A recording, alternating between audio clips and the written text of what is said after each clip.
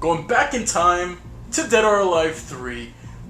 The first game in the series that I actually played. And it was the one that I fell in love with. And it's still, to this day, one of my favorites in the series, if not my favorite. But, let's just go back in time and enjoy this one. And I used to hate this wall of text. Jesus Christ, sometimes you couldn't even skip through it. Especially in this one, I can't seem to skip through it either. Thanks, Tain Ninja. Way before Tecmo and Koei teamed up, Dead or Alive 3, I believe, was a launch title on the original Xbox, and once again, till this day, was one of my favorite games in the series, and still is my favorite game in the series. Don't get me wrong, the newest installment, Dead or Alive 5 Ultimate, it's actually, in my opinion, the best so far. But this one holds a special place in my heart because, like I said, it was the first. It was the one that popped my cherry when it comes to video game girls looking hot. And let's just face it, it was all around a great frickin' fighting game. And this was around the time that Tomonobu Itagaki was actually still in charge of Tecmo, well, Team Ninja. And I love Aerosmith for that matter because Aerosmith is probably one of my favorite rock bands of all time. And the fact that they actually used Aerosmith for some of their intro themes, I thought was pretty fucking amazing. Now, excuse my language, I decided to just, you know what the hell, I don't really care anymore. So we're gonna play through the story mode just for a bit. As you can see, the graphics to this day are pretty outdated. I felt like back in the day this was amazing. And you know what, honestly, till this day, this game still looks pretty freaking good. For that matter, but you know, it's been outdated. Dead or Alive 5, the characters are all more realistic looking, especially around the face, the less anime look, which in my opinion was a great evolution for the series. I felt it took a little while, but I'm happy it went down the route it did in terms of art style. And I did feel that Tomonobu Itagaki was holding back this series. Oh, you crazy drunk bastard. Forget about the Itagaki crap, let's just get into the game. One thing I did love about this game was the controls. Controls are very smooth, the fighting was very frantic, and actually, you know what, it wasn't that frantic. It was kind of methodical.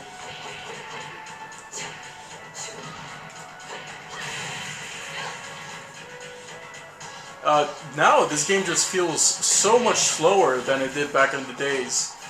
I don't know if it's because it's being emulated right now on the Xbox. God, that hasn't slowed down one bit, actually. Can I zoom in anymore? Yes, I can still zoom in. Oh, crap.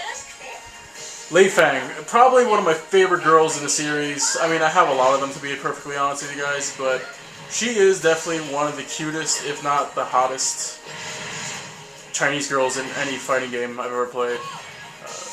Chun-Li, eat your heart out. I know a lot of people are going to kill me for that, but whatever.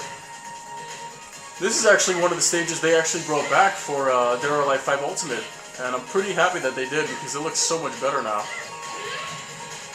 But you know, it still looks pretty freaking good.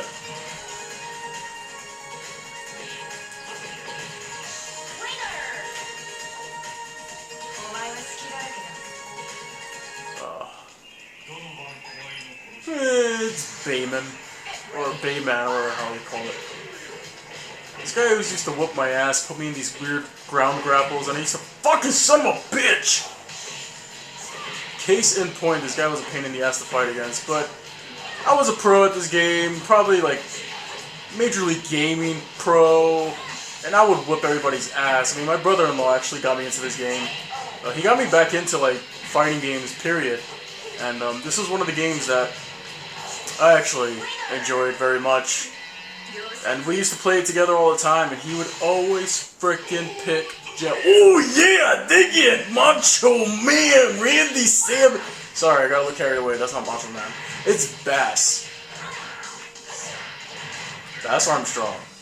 And there he is, kicking my ass in an icy environment, which is cool.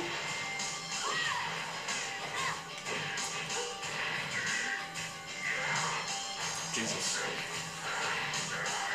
Son of a bitch. Let me concentrate for a minute.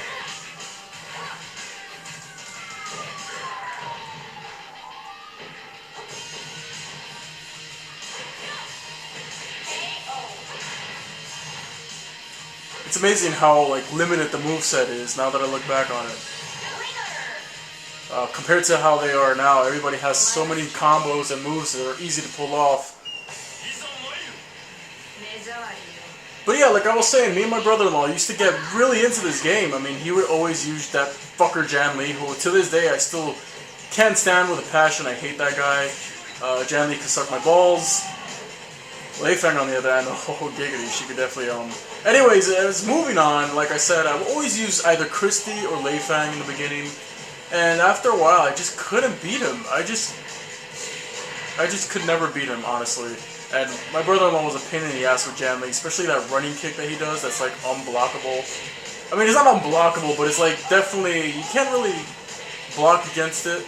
Yeah, it definitely wasn't blockable now I think about it. Son of a bitch.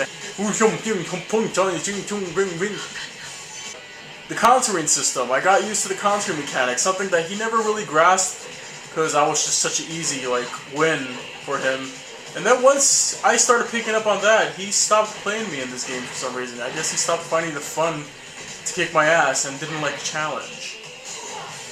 Which in my opinion was pretty laughable, but we all have that family member. My father just up and bought this game out of the blue for us, me and my sister.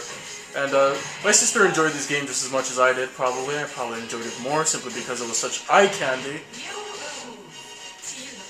But regardless, the one downside to this game was this awful boss fight. It just completely changed perspective, and it's something Tomonobu Itagaki actually agreed with. I believe he did bring this up in an interview, that if he could do something differently for this game, it was to change the boss fight, so it wasn't this ridiculous camera angle.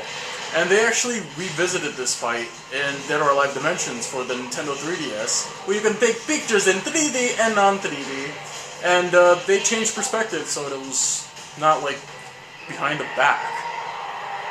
Now this is an ending coming up that I remember my brother-in-law and my sister giggling about, and they were like, "Aaron, come over here," and I'm like, "Why?" And they showed me this. And I was just like, wow, really guys? And I completely left the room.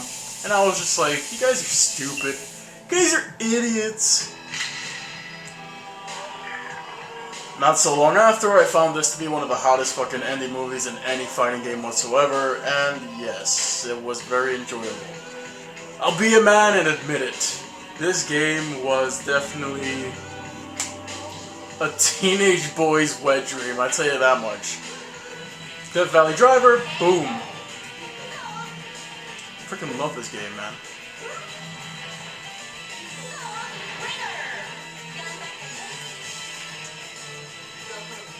Exactly, my point. Oh, this is another level that I wish they brought back. It's like the aquarium level, and you see all this sea life in the background, and you're actually on top of an aquarium as well. I mean, you're surrounded by fishies and ocean life, and there's a big humpback whale. My God, that thing is gonna kill us. Dolphins everywhere, stingrays, manta rays. I believe there were even some sharks in here. Not 100% certain on that. Can't really confirm or deny until the shark pops his ugly head out. But God, I love the reaction of the fish in this game when, you know, slam. Oh, there's a shark in that tank over there.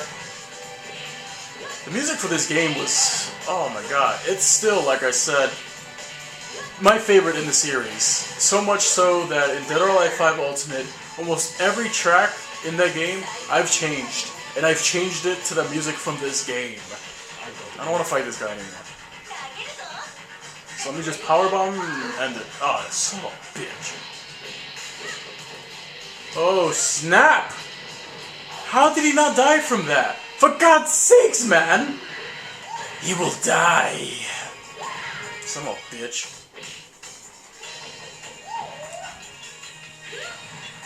He's going out the window. Out the freaking window!